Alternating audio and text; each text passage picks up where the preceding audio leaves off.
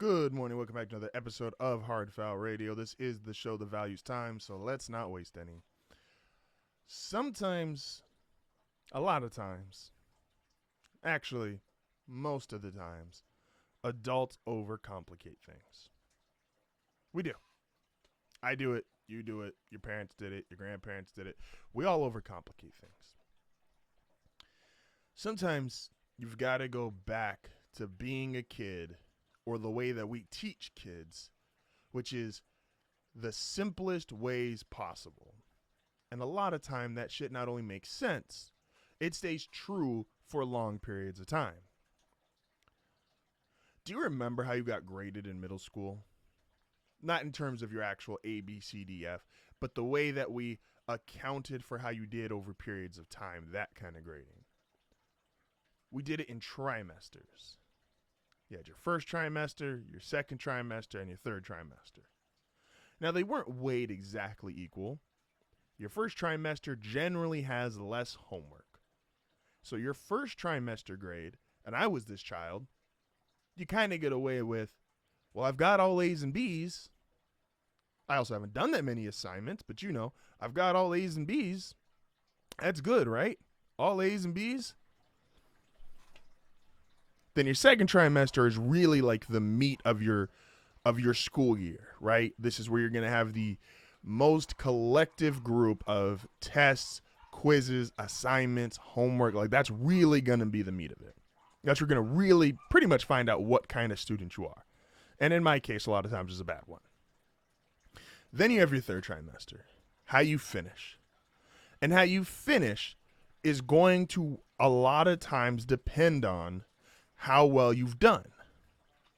If you've been an A student all year, don't tell kids this, but you don't really have to stress the end of your year nearly as much. Versus if you're me and you've had D's most of the year, you really got to stress those last couple of tests. You really have to stress those last couple of assignments. You really have to stress those last couple of quizzes, because your grade will now depend on it, because they are more heavily weighed because you were not as productive and or as good with your assignments and your quizzes and your grades throughout the entirety of your school year. And a lot of that is very similar, and it's very simple, but that's really similar to how we really should view the NFL season. Put it into trimesters. I understand you can't go a full 6, or you can't go a perfect split it into 3. But let's do 6 for your first trimester, 6 for your second trimester, and 6 for your third trimester.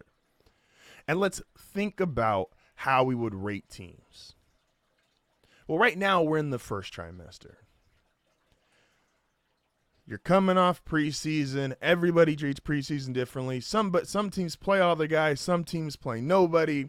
Some teams are coming into the season with holdouts. Some teams are coming to the season with injuries. It's really shaky those first 5 to 6 weeks. We don't really know what's going on. We don't have that much to go off of. There's not that many homework assignments. There's not that many quizzes. There's not that many tests. So yeah, there's a bunch of teams that are 1-1, 2-0, 0-2. I mean, those are the only 3 records you can be. But do we really feel confident about every 2-0 team? No. And there's going to be people who go on the radio, who go on their own podcast, who go on the internet and tell you this is the best 2-0 team, this is the worst 2-0 team, when the reality is we don't really know. I had A's and B's my first month of the school year because I didn't have that many assignments. I was a lying 2-0, and I guarantee you, and it happens every year, somebody that's 2-0 right now will miss the playoffs. It'll happen. Somebody that's 1-1 will win their division. And somebody that's 0-2 will make the playoffs. That's how this goes. Think about it.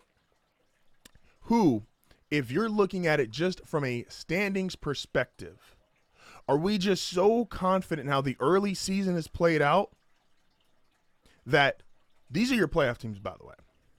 If we are just so confident at the beginning of the season is how great these teams are, we have the Cowboys, Niners, Packers, and Falcons as your division winners in the NFC, right? Well, now we need to go to wild cards. Well, how are we going to determine the wild cards? Well, you need tiebreakers, as a lot of you gamblers learned from Sean McVay this weekend. We need tiebreakers. We need division wins. So let's go. We have the Eagles at 2-0, the Commanders at 2-0. We have the Saints at 2-0, and we have the Buccaneers at 2-0. Well, the Buccaneers have no division win.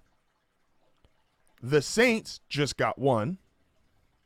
So they are 1-0 in the division. So they would be potentially in it. Well, the Washington Commanders, do they have a division win? No. The Eagles? No. So we got one division win amongst this, which is the Saints. So the Saints are in. The Saints are a playoff team. I just want you guys to understand this. This is how it looks right now. If we just think that we want to base our judgments off of, and I get it, we're all fans. We all get excited. We're all hyped up because our team's 2-0. Everyone likes to tweet out, "Oh, tweet if your team's 2-0. Ha, okay, tweet if your team's 0-2. Ha." Anyway, so the Saints are the only team right now as a wild card, right? Then we got to go Eagles, Commanders, and Bucks. Points 4. Buccaneers have the fewest amount of points. So the Eagles, Commanders, and Saints, those are your teams. And also, by the way, if we're going off these projections, we have 7 teams in the NFC who are going undefeated. I'm sorry, 6. No, 7. The Buccaneers are going to go undefeated but not make the playoffs. It's great. Great way we did this. In the AFC, okay, the Dolphins, the Raiders, the Ravens, and the Jaguars. Those are your division winners. Steelers at 1-0. We have a bunch of 1-1 teams. I'm not going to try to sit there and break them all down. But, think about this. This is why it's real simple how we're going to figure out about these teams. A, we don't know anybody right now. The Broncos are 0-2, and that team I obviously follow the closest. There is a realistic chance, maybe not a great one, but it's realistic, they could beat the Dolphins this week. The Dolphins, this is a typical trap game, quote unquote. The Dolphins, 2-0 on the road, getting all these compliments, high-scoring offense. What if they lay an egg against Denver, and Denver beats them to get their first win of the season? Everybody's going to come out next week and say, see, the Dolphins weren't really that great. Yeah, we know they're 2-0. They got 2 wins on the road, and Tyreek Hill looked like the best player in the league, but they're really not that great. They just lost to Denver. In the words of Aaron Rodgers, relax. This is just the first trimester. And reality is, it's the worst trimester to get an actual grade and base how your student and or team is going to do. That's why they gave you 3 trimesters. Weeks 7 through 13, as teams are going through their bye, as teams are going playing their division, as teams are really getting into the quote-unquote meat of their schedule. I know, Cameron, pause. Haha. That's when we're going to find out who these teams are. Everybody coming out the gate saying, oh, well, they're 2-0, so they're great. Oh, they're 0-2, so they're bad. We don't know. Keep it simple, stupid. They used to judge us on trimesters. Judge some of your favorite teams on trimesters. Trust me, it'll help you. Save you some stress. Just a thought. Spent. Nigga, where am I going? Dropped the 4 with my cup, now I'm floating. I can't feel a thing, to be real, I just go through the motions. Where am I going? Nigga, I'm in deep like the ocean. I've been in my bag, everybody around me, I'm ghosting. Where am I going? Dropped the 4 with my cup, now I'm floating. I can't feel a thing, to be real, I just go through the motions. Where am I going? And we are back. Appreciate you guys joining us on this wonderful Wednesday. So I try to make my power rankings our hard, foul, hallowed hallway, some might call. Try to do them on Wednesdays. I want to give myself a full at least 24 hours removed even from Monday Night Football before coming in here and giving you the quote-unquote top teams, the teams that I believe are the best in the league, because we're all fans of the game. We're all a little too hyperbolic. We're all a little too in the moment. And so coming off the trimester segment, I think it's important to say most of these are pretty consistent with how I felt in the offseason, with some slight tweaks. Injuries play a factor. Some, startling early season performances do play a factor. Well, I do think you have to give each of these teams, and every team realistically, about 5 or 6 games, some minor exceptions. The Cardinals stink. Like, I wouldn't have to worry about them. I thought they stink coming into the season. They have played like it. So if they were a team I was judging, which we are talking about them later today as well, I don't have to worry too much about that, right? Not a whole lot of information has changed. I just got a lot of really convincing confirmation. And with these teams, something very similar. Thought these teams were going to be great coming into the season, and I got a lot of convincing confirmation that they are going to remain great. So yeah, let's just start. So right outside of the hallway, the teams that aren't quite able to open the doors yet, it's the Bills and Dolphins. And I want to be very clear here.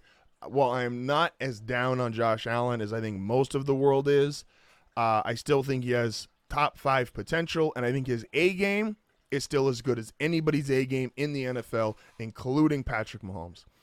With that said, though, his F game is really bad, and we saw that in week 1. His F game is really, really bad. Yes, they did just beat the Raiders 38-10, but you almost want to see the Bills get on a winning streak of close games where they're not turning the ball over. Like, we know they can blow teams out. They're a great downhill team. When they get up, they have some of the most obnoxious end of game scoreboards of any team in professional football. 38-10 being a prime example. They're going to do that 4 or 5 times this year. But you don't want to see that along with 3 or 4 of what they did in week 1 against the Jets. So if you see that, you don't really feel like you're getting a whole lot of progress. You want to see consistency out of this team, which is really weird to ask a team that you potentially think is great that you want to see consistency out of. But you do. You need to see consistency out of them. The other team that's not quite ready to open the door to get in the hallway to start walking down is the Dolphins. And I've said this. I know they're 2-0. I know the offense looks amazing. I know Mike McDaniel looks like he's a genius. I know Tyreek Hill potentially looks like the best player in the sport at times. And Tua's looked great. But man, I said this on the preview show. I just can't put I really can't put any stock into the Dolphins because of the nature of Tua's injury. And it's really unfair because it's not like he tried to do it. It's not like he wanted this special exemption. But the fact is, he has the one injury that is not only very apparent and noticeable from a fan standpoint. The NFL is looking at him day in, day out, every single game, and they are extra monitoring this player because of the type of injury, because the NFL is terrified of a guy getting Tua's kind of injury and it's spinning. So, well, I think the Dolphins have looked great. I think they deserve all the praise, the adulation, like all that stuff is it's great. And it sucks that this is the reason why I can't put them in my top 5, and I probably won't rank them the entire season, is because I don't know what to expect with Tua. I have no idea what to expect. I have no idea when it's going to go downhill, but that potential is there for him more than any other quarterback in the league. So it's unfortunate. It sucks, but that's just the situation that they're in. So I can't quite put the Dolphins in this top 5. By the way, if you're new here for our hallway, I only ever let 5 teams in the hallway because I truly am a believer, and there's only ever 4 or 5 teams who are truly in Super Bowl contention, and that's the only teams we really want to talk about. So that's what it is. At number 5, I have the Baltimore Ravens. Coming into the season, I had the Bengals, and I had the Bengals winning the division. I had it winning by a game. If you go listen to our preview show, Tony had the Ravens obviously by a game. Shocker. But this is where I said that very convincing confirmation. Joe Burrow is not right. He most likely does not play Monday. And because that they did rush him back, and that's been kind of proven with his play, that while I was very high on the Bengals and I think Joe Burrow is the second best quarterback in the NFL when he's healthy, that's a very key thing, but he's not healthy. And I think the Ravens, while I thought there was going to be somewhat of a struggle learning a new offense, I'm a big Lamar Jackson fan, but sometimes the fandom does overtake the reality, which is, I know we love to say Lamar's unanimous MVP, but that's now several years removed from being a unanimous MVP. He's coming off an injury into a new offense. I thought it was going to look weird and clunky at first. And even with Odell being hurt, Zay Flowers looks every bit as good as they said during camp. Lamar, like I said, is still a top flight quarterback. Even if he is several years removed from the MVP, this defense is always going to be good. Baltimore's always going to have a great defense. It's just like ingrained in their DNA as a franchise.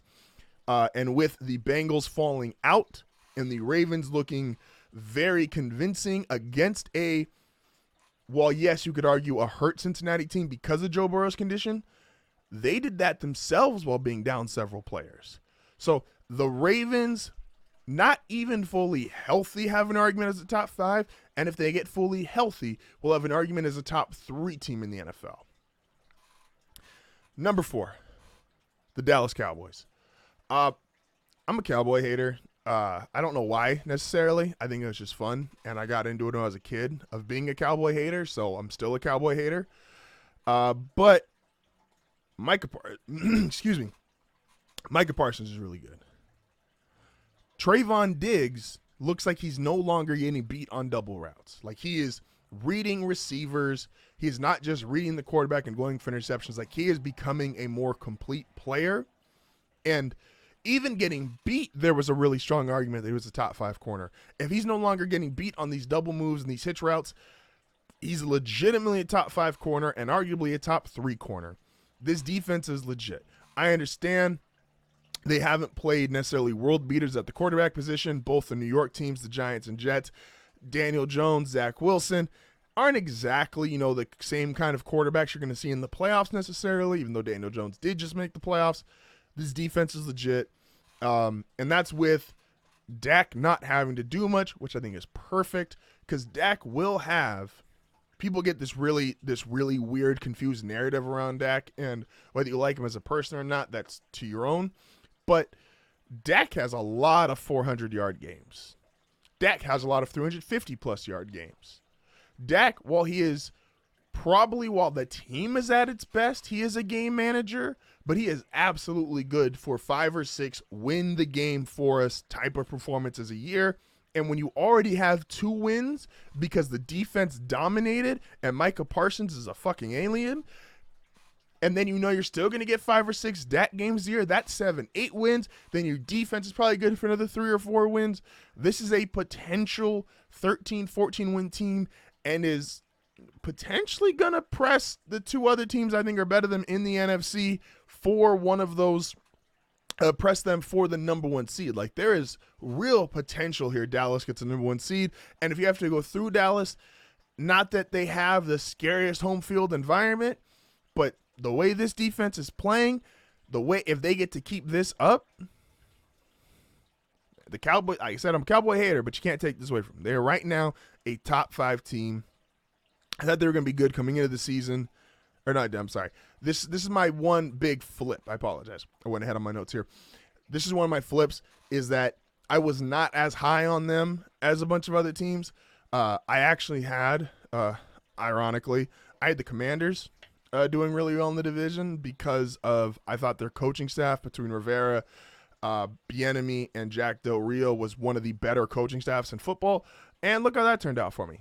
They beat Denver coming back from 21-3 on my birthday. Oh man. Moment of silence. Anyway, so this is my team that I think is probably the most improved personally for me from the beginning from the offseason to now. Number 3 is the Eagles. The Eagles I had as the second best team in the NFC coming into the season. I think they are still convincingly there. And that's with them realistically getting off to a slow start if you go player-by-player basis. But even as they're normal guys who you expect to round into shape, remember, working on trimesters here, as the guys you expect to round into shape, Darius Slay, the secondary, Jalen Hurts, who hasn't had a quote-unquote great or breakout game yet, A.J. Brown, Devontae Smith, like, you expect these guys who – by the time they get to play enough games, their averages will start to be more like their career averages. Jalen Hurts isn't going to not throw for 200 yards the entire season. Like, you expect them to get back there. They're still 2-0 with a lot of guys, quote-unquote, underperforming or not meeting expectations.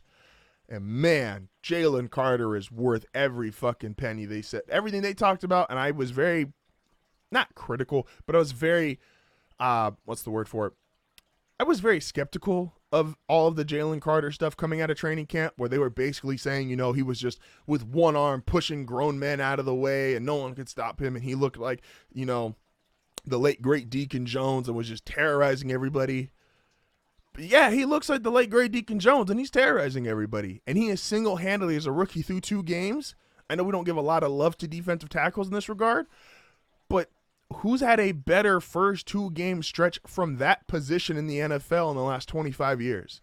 I mean, he is blowing plays up. He damn near single-handedly shut down New England's running game, gave Mac Jones hell, and then even against the Minnesota Vikings, he was in the backfield more than any other Eagle defender. And I understand Kirk Cousins statistically had a good game, but Jalen Carter, through the first 2 weeks, he has been giving everybody that's lined up against him hell.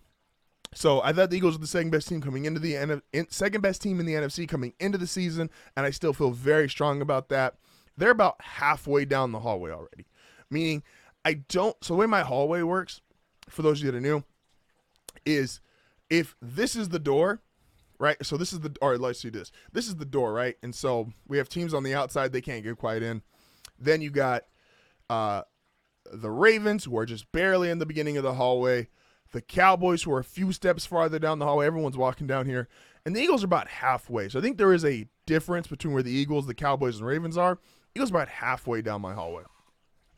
If you don't know the hallway, if you ever played Super Mario 64 as a kid, know the staircase never ended until you got enough stars. The hallway is very similar, and the grand star at the end is obviously the Lombardi Trophy, and it's how close I think these teams are. Just ahead of the Eagles in the hallway, just a little over halfway, it's the Kansas City Chiefs. And I know they're 1-1. I know they lost to Detroit on opening day.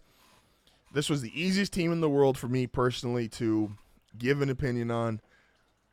As long as 15 is playing, as long as 15 is under center, you could say what you want. You could bring up any stat. You could bring up any number. You could sit there and talk out however you want, spin your words, get a storyline, get a headline. You can do whatever the hell you want. As long as 15 is under center, nobody confidently feels they are better than the Kansas City Chiefs. I said this for the preview. When the Patriots were dominant, and they were, 20 years, 9 Super Bowls went to, 6-1, all that stuff. Even though they were winning all those Super Bowls, they never felt like they were just, besides in 07, just clearly better than everybody. The Chiefs, when they're rolling, feel clearly better than everybody. I understand they only got 17 points last week with Kelsey coming back, but now they got Chris Jones. And like I said, as long as 15's under center, you don't feel, no one really feels like they're better than them. Except maybe one team. And that is a team that I think right now is 3/4 down the hallway. They're about as close as you can get without getting those final couple of stars. And that's the San Francisco 49ers. We have to start talking about the 49ers in this respect. Not that, I think they're clearly the best roster top to bottom in the NFL. We got to start talking about if this 2 to 3 year run with this core intact, is this potentially one of the best rosters in NFL history? And I know because they don't have a Super Bowl, no one's going to jump out and say, oh, yeah, they definitely are. But, I mean, when you look at, like, position by position, core group by core group, they arguably are going to have a Hall of Famer at every level by the time this is all said and done. Their safety, who I can never say his name, and I apologize. Fred Warner at linebacker. Nick Bosa in the defensive line. Trent Williams on the offensive line. Deebo Samuel as receiver. Christian McCaffrey as a running back. I'm not going to say the quarterback's potentially going to be a Hall of Famer. Brock Purdy's still too young, and he's just, like, they don't ask him to do a lot. But, like, think about it. But if they win a couple Super Bowls with him on this rookie contract, he's going to get consideration at least. So I looked at every single level. There's arguably a Hall of Famer. A guy who's going to end up there when this is all said and done. How many rosters all time have that? Think about it. How many rosters all time have potentially a guy at every level who might make the Hall of Fame? Yes, they're going to need Super Bowls if they want to be in that consideration, but it's clearly, to me, the best roster in the NFL, clearly the best team in the NFL. They can dominate in so many ways. Guys can have off games and guys can get picked up. If Debo's not playing great, Ayuk's there. If neither of them are playing great, Kittle's there. Oh, by the way, I forgot to talk about George Kittle as a tight end. I just, receiver group, I just threw in Samuel. Like, their O-line, they have 3 or 4. If Trent Williams, who is an all-pro best left tackle in the game, if maybe he's having a down game, which really doesn't happen, they have 3 or 4 quality Pro Bowl level offensive linemen. The defensive line, if Bosa doesn't get pressure, Hargrave's getting pressure.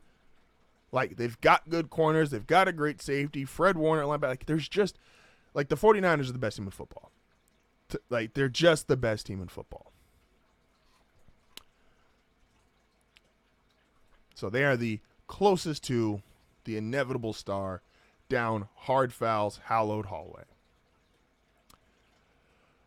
Now let's spin to the worst team in football. Did the Cardinals pick like the best year ever to tank?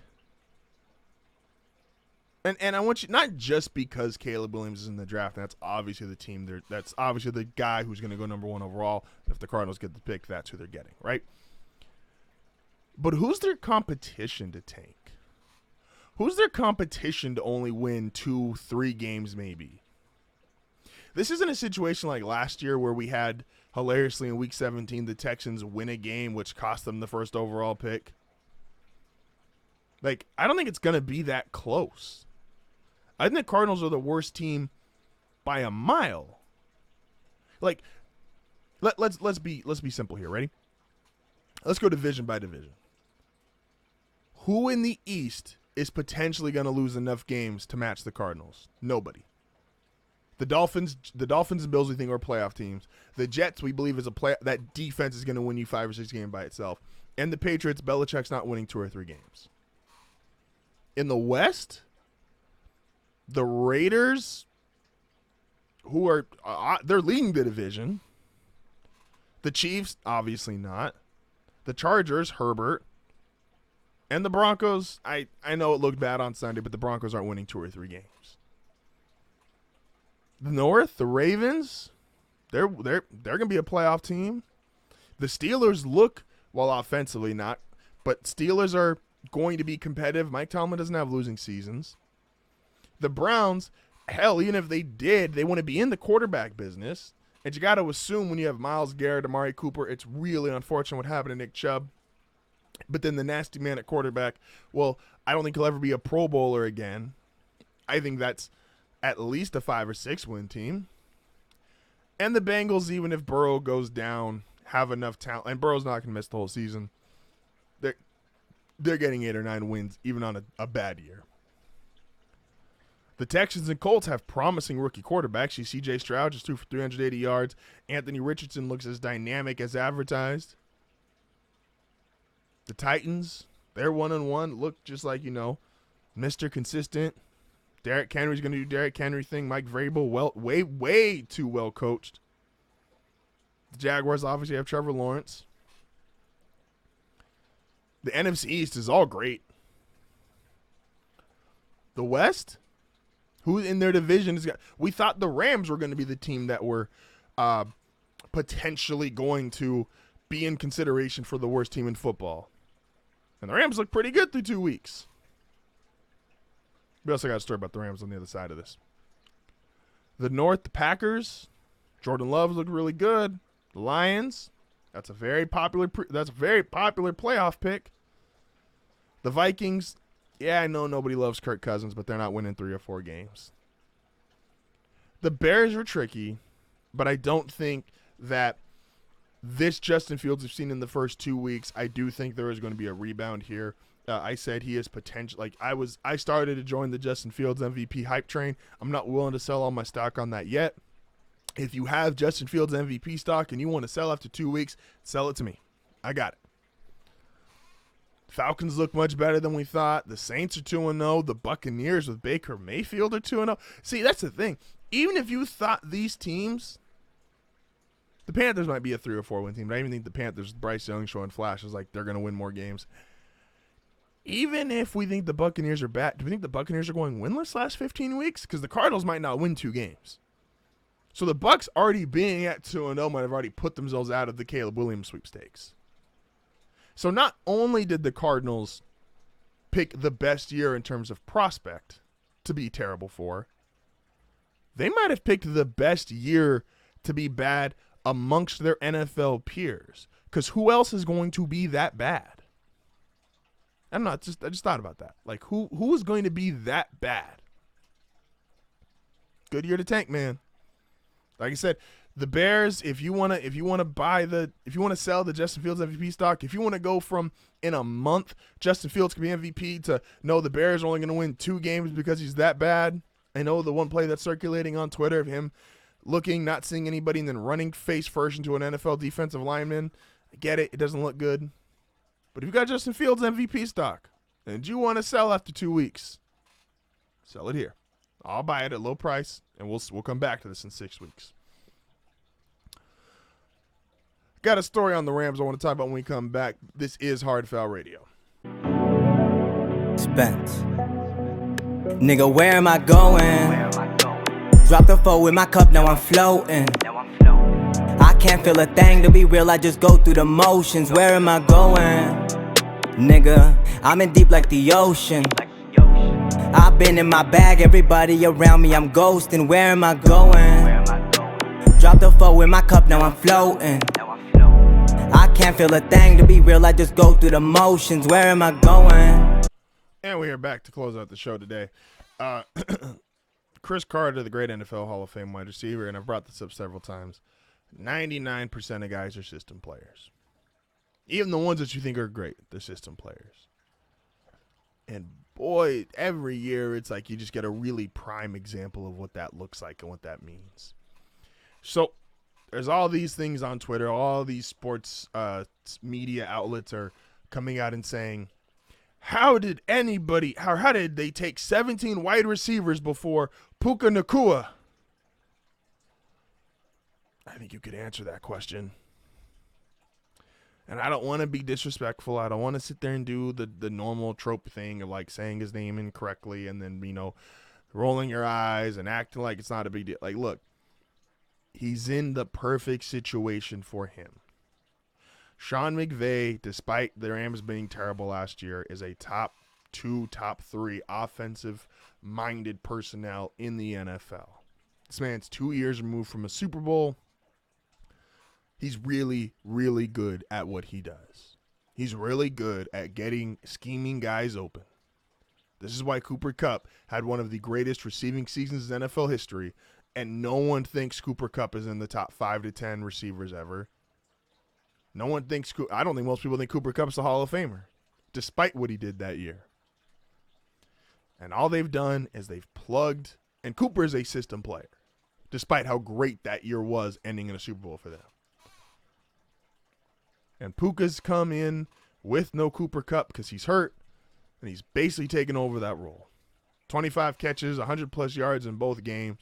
It looks great. But don't sit there and make these headlines and put out these articles of how did people pass on him. Oh, he looks so great. He does not look anywhere close to this in any other offensive scheme, system, playbook other than the Los Angeles Rams and other than with Sean McVay. That's the reality. He does not look like this with literally anybody else. Happy for him. Looks great. Might win Offensive Rookie of the Year.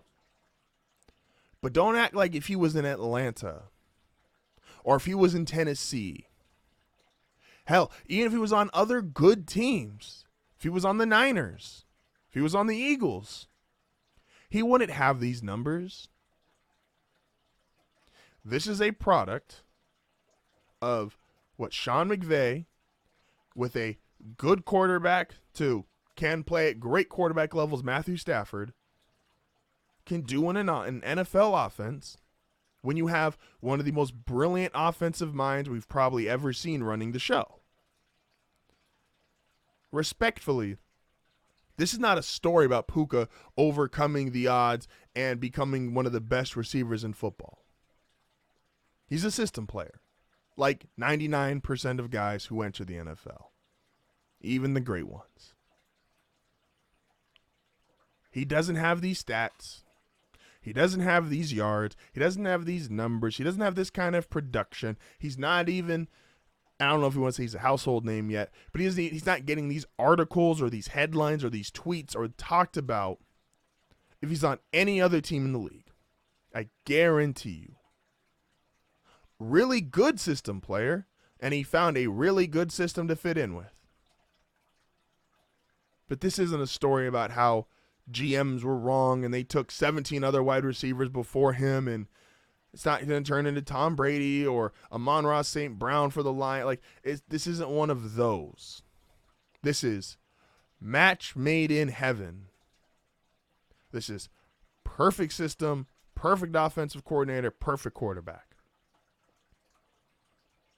Because we've seen, and I know this is comparison's going to be really, really unfair. We've seen what it looks like when its non-system player gets with great system. Joe Montana, Jerry Rice. Break every numbers imaginable. Jerry Rice still has numbers that receivers can't touch. We've seen what it looks like. Great player gets with a great system. Patrick Mahomes gets Andy Reid. It looks unfair at times. Wins multiple Super Bowls, makes it to multiple Super Bowls, wins MVP, puts up all these multiple MVPs, puts up all these crazy numbers. This is good player, great coach, great system, perfect match. But I promise you, I don't care if he catches 137 passes for 1,800 yards and does essentially what Cooper Kupp did 2 years ago, just slightly less. This is a system player who's in the perfect system, whose numbers have really no choice but to come down once Kupp comes back in 2 to 3 weeks. Happy for him. It's a great story. But this isn't a story about GMs messing up. This isn't a story about teams passing on him. This is good player, great system. Nothing more, nothing less.